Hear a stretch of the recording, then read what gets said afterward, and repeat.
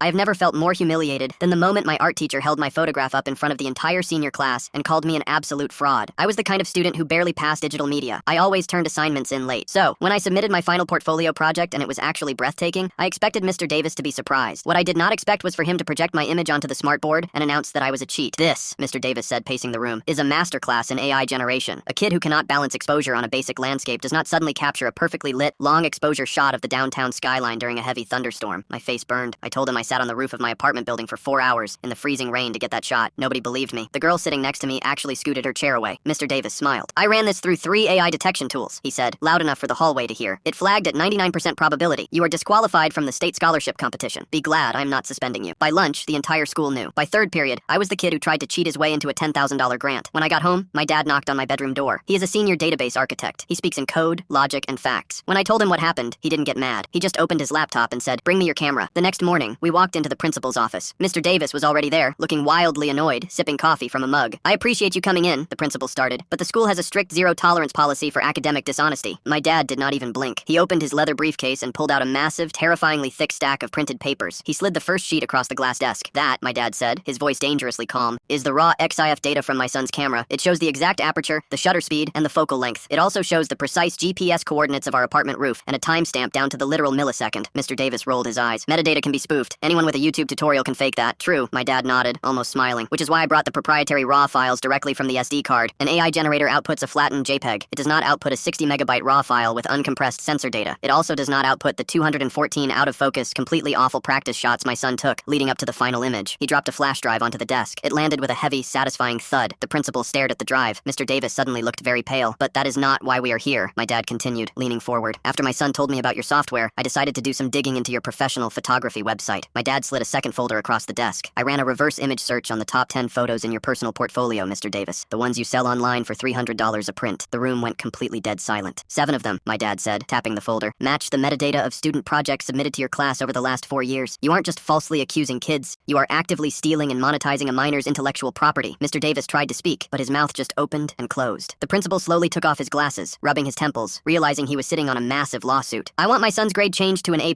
my dad said, standing up. "I want his photo instantly submitted to the state competition, and I want him out of this building by noon." Mr. Davis was escorted off campus by the end of the day. He didn't resign. He was immediately fired, and his entire photography business was completely shut down pending a massive, district-wide federal investigation. The next week, I won second place in the state competition. Watching my quiet nerd dad utterly destroy a bully with a flash drive was the greatest prize I could ever ask for.